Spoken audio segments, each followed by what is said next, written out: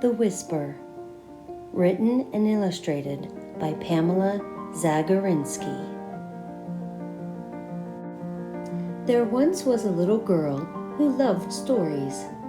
She loved how the words and pictures took her to new and secret places that existed in a world all her own. The characters became her friends, and quite often she grew to love them. One afternoon, while waiting for school to be dismissed, the little girl noticed a mysterious book perched high on a single shelf. "What's that book?" she asked her teacher. "That is a magical book of stories," replied her teacher. "It was a gift from my grandmother when I was just about your age. I have an idea. Would you like to borrow it for the night?" "Oh, yes, please. Thank you," said the little girl, just as the clock struck 3. The teacher gave her the book, and with great anticipation, the little girl sprinted out the door and ran all the way home.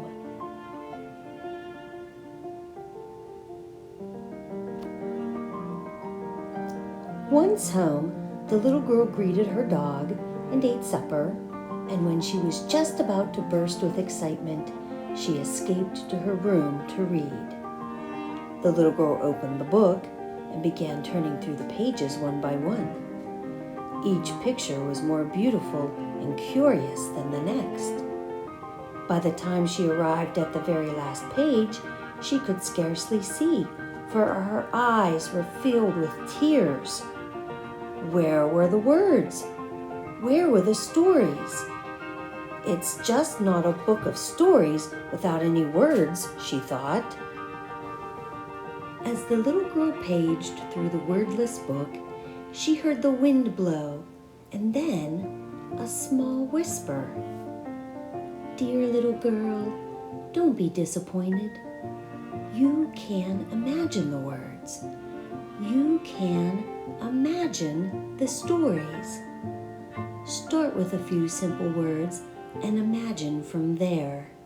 Remember, beginnings, middles, and ends of stories can always be changed and imagined differently. There are never any rules, rights, or wrongs in imagining. Imagining just is." The whisper sounded so knowing and wise to the little girl that she opened the book to the first page and began. At first, it felt difficult to imagine a story, so she looked harder at the picture. Are the bears best friends? She wondered. Maybe the blue bear is bringing honey as a gift. Bears love honey. Blue Bear's Visit. Now, that's a good title, she thought. Then she began to tell herself a story. Blue Bear arrived on the first day of spring. He promised. The little girl studied the second picture. There's that little rabbit again, she thought. I wonder what that man is saying to the magnificent ox. I know. The secret. Mr. Ox, you must please promise not to tell anyone, but we need your help. Last week. The words began to come more and more easily to the little girl. Then the words grew into sentences, and the sentences became stories. The quest, their 100-mile journey, began in a sturdy wooden boat. Are we there yet? Asked Rabbit. In another day or 2 and 1 night, replied Lion.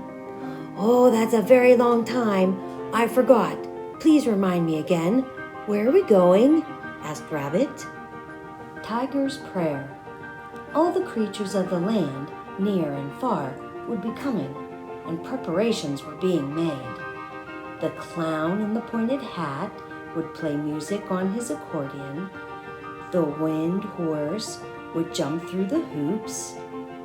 tea would be served exactly at noon, for Tiger had something important to say. A birthday party. As instructed, we arrived at exactly 3:33. 1 4-leaf clover and a large pot of hot, steeping tea had been purposely placed near the entrance of the woods. An owl perched in a tree to our left asked, "Who, who?" and we promptly answered with the secret password. Our job was to bring the birthday cake, vanilla with vanilla cream frosting and black raspberry filling with exactly 6 candles on top. Pan was very particular, and you could never quite know what to expect, but he insisted on throwing the surprise birthday party for the magical cloak. One night, a mysterious man in an elaborate cloak sailed into our harbor. Quite quickly, it became obvious to us that he was some kind of wizard or magician, for he could blow bubbles in the shapes of things. What was even more extraordinary was that the bubbles, once released, became real. Before long, enormous white whales filled our once calm harbor. Amazing as it was to see, what we had to do was something quickly to the Golden Key. That very morning, Owl told us he would pick us up at midnight. We must be on time and prepared for anything. He held the small golden key tightly in his beak as we flew into the indigo night. We were ready to face, word by word, hour after hour. The little girl imagined an entire story for each page. And when the moon was full and bright, she grew sleepy and drifted off into a dream world woven out of the threads of the pictures and the stories she had imagined. When she woke, the little girl felt grateful for the small, knowing whisper. Already she missed her new friends, the ox, the owl, and the tiger.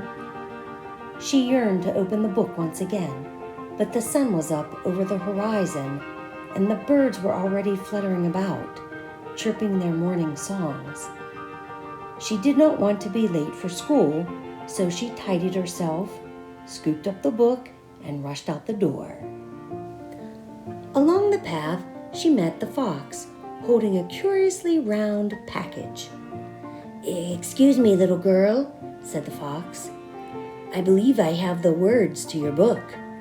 I saw them spill away, and because I am a very clever kind of fox, I caught them in my net just before they drifted too far off." "Oh, thank you," replied the little girl, feeling a bit confused. "Now, please, before you leave, could I bother you for a small favor?" asked the fox. "Why, of course," answered the little girl.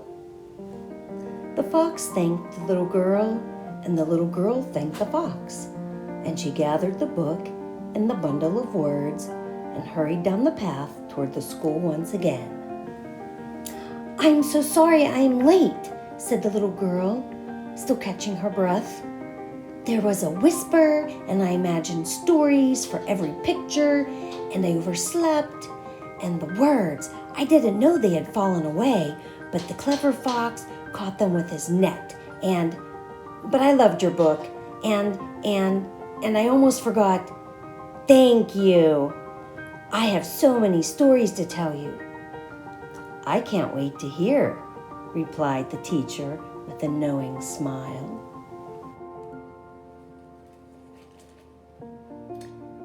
That was the perfect story for the beginning of our summer quest.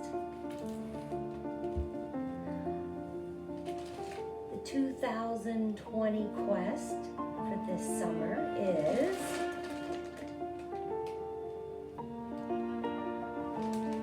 Imagine Your Story.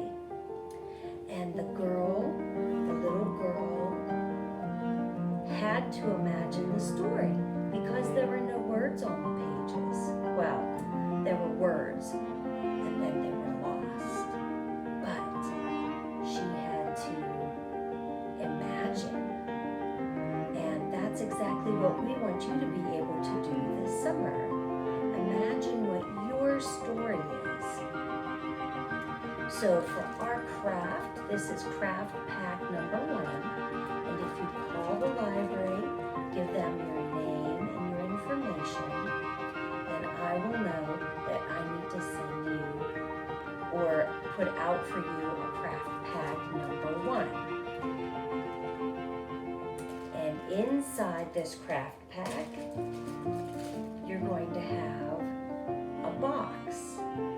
And I'm calling this craft a story box because you're going to be able to tell either the information from a story or you can tell a new story with your box. So you'll have a label. I put on mine, Miss Christie's Story Box. And then you have items from this story.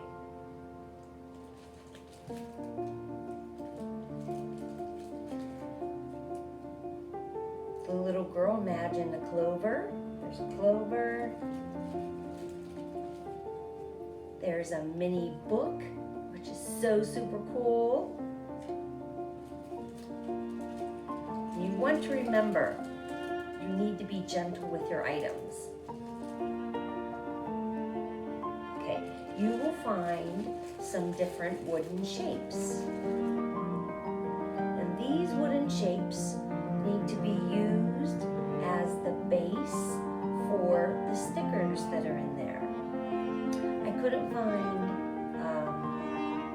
an item to represent the elephant, so I put an elephant sticker. So you'll have to peel the sticker, put it on. You could color the background if you wanted. I did that with our rabbit. Did you notice in the story, it was very hard to see that little rabbit. I had to look hard when she said, "Oh, you're in this page again." Oh my goodness, it was hard to find the rabbit. There's a key. The key was in the story. And an owl. This is an owl bead. It's pretty neat. It's ceramic. So if you can find some more items to represent this story or make this story box a new story, then you can do that. Thanks for watching Story Time.